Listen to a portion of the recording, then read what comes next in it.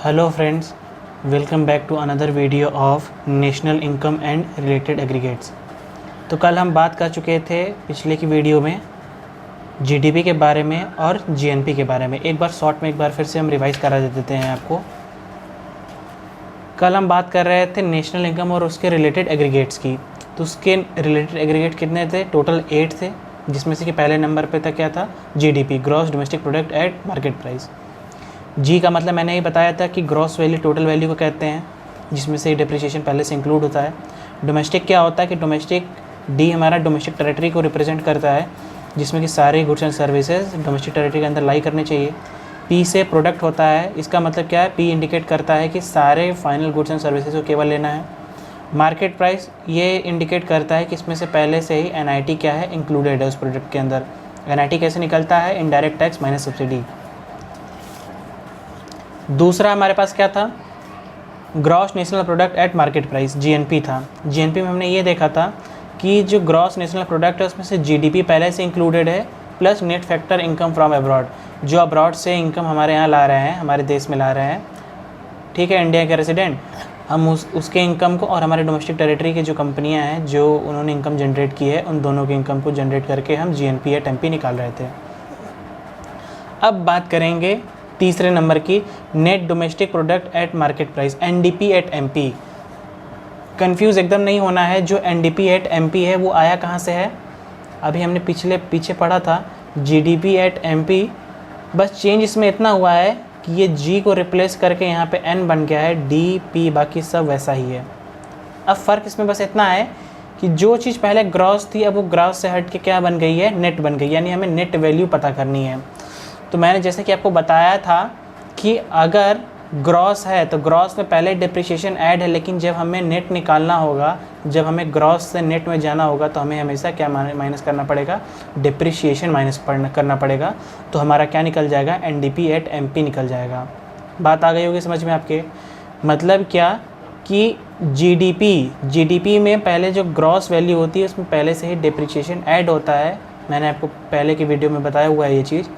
लेकिन जब हम एनडीपी की बात करते हैं, जब हम नेट की बात करते हैं, तो ग्रॉस में से जब भी नेट में हम जाते हैं तो उसमें से हमने क्या करना होता है? डिप्रिसिएशन को माइनस करना होता है, जिससे कि हमें हमारी वैल्यू एनडीपी एट एमपी पता चल जाएगी।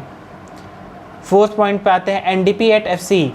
सारी चीज़ वही है, अब एमपी की जगह क्या हो गया? एफसी हो गया है। सब कुछ वही रहेगा। जीडीपी एट एमपी अभी भी माइनस करेंगे ग्रॉस से नेट में जाने के लिए, अभी भी हमने डिप्रिसिएशन माइनस करना है। डी हमारा और ये डी दोनों सेम है, यानी डोमेस्टिक, इसमें से हमें कोई किसी में भी चेंजेस नहीं करने हैं। लेकिन ये जो मार्केट प्राइस है, जब हम फैक्टर कॉस्ट में जाएंगे तो हमें नेट इनडायरेक्ट टैक्स माइनस करना होता है। अब समझिए कैसे, कि जब हमें अगर मार्केट प्राइस पता करनी होती है तो फैक्टर कॉस्ट में हमें इनडायरेक्ट टैक्स को क्या करना होता है?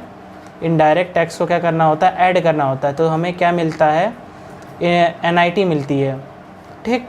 लेकिन क्या होता है यहाँ पे कि जब हम मार्केट प्राइस से हम फैक्टर की तरह मूव करते हैं तो वही हमें एनआईटी माइनस करना होता है, तब हमें जाके फैक्टर कॉस्ट पता चलता है, ठीक है। एक एग्जांपल के साथ समझते हैं। जैसे कल का एग्जांपल हम लेते हैं, 10 रुपये की बिस्किट है जिसमें कि पहले से 1 रुपये टैक्स का पैसा इन्वॉल्व है और इस बिस्किट को मार्केट में 10 रुपये में बेचा जा रहा है। तो ये हमारा क्या हो गया? ये हमारा हो गया मार्केट प्राइस, ठीक। लेकिन जब हम फैक्टर की बात करेंगे तो ये जो मार्केट प्राइस है, इसमें से टैक्स का पैसा हम घटाएंगे तो हमें क्या मिलेगा? फैक्टर कॉस्ट मिलेगा। वही चीज़ यहाँ पे बता रही है कि हमें माइनस करना होता है जब भी हमें मार्केट से फैक्टर में जाना होता है, तो नेट इनडायरेक्ट टैक्स माइनस करना होता है। और नेट इनडायरेक्ट टैक्स कैसे निकलता है? इनडायरेक्ट टैक्स माइनस सब्सिडी करने पर हमें नेट इनडायरेक्ट टैक्स का पता चलता है। अब नेक्स्ट पॉइंट की तरफ मूव करते हैं, point number 5, net national income at factor cost, NNP at MP. अब ये net national income at factor cost का क्या कॉन्सेप्ट है भाई? तो अभी हमने क्या देखा था? जी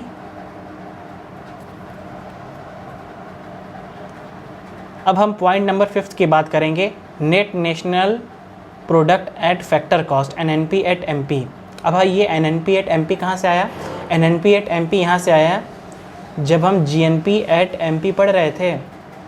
जीडीपी के बाद हम जीएनपी एट एमपी पढ़ रहे थे यहाँ पे, GNP at MP, GNP at MP में क्या कर रहे थे हम, GDP और net factor income from abroad से जो भी पैसा आ रहा है उसको हम ऐड कर रहे थे।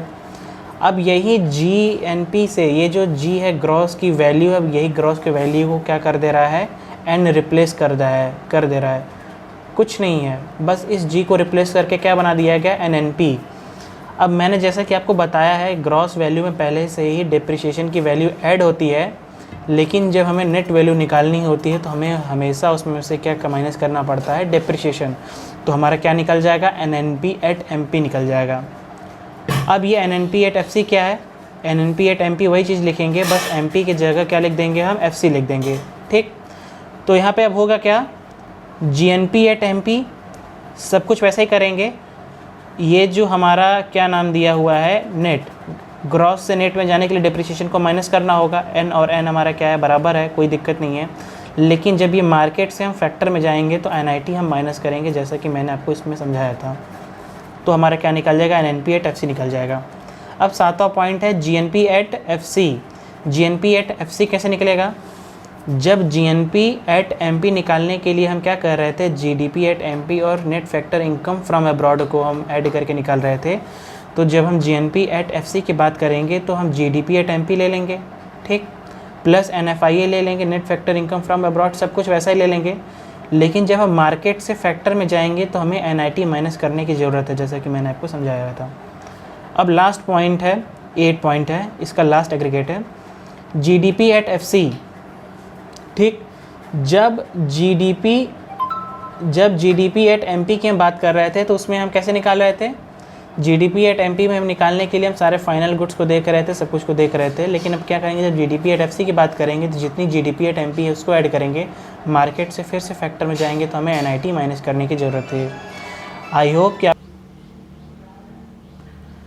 आई होप गाइस आप लोग को सारे पॉइंट्स अच्छे से क्लियर हो गए होंगे। अगर आपको उसमें से कोई भी पॉइंट अगर क्लियर नहीं होता है तो आप कमेंट सेक्शन में हमें मैसेज कर सकते हैं और मैं उस प्रॉब्लम को आपको सॉल्व कर दूंगा। अब ये तो हमारे सारे थ्योरेटिकल पोर्शन हो गए चैप्टर के। अब हम इसके नेक्स्ट वीडियो में जो वीडियो हम बनाएंगे अभी इसके न्यूमेरिकल बेस्ड होंगे, तो इसमें हम आपको न्यूमेरिकल बताएंगे, तो जिससे कि आपको और अच्छे से क्लियर होगा कि कैसे कैलकुलेट करते हैं ये सारे एग्रीगेट्स को, ठीक है। तो अब मिलते हैं हम आपके नेक्स्ट वीडियो में न्यूमेरिकल के साथ।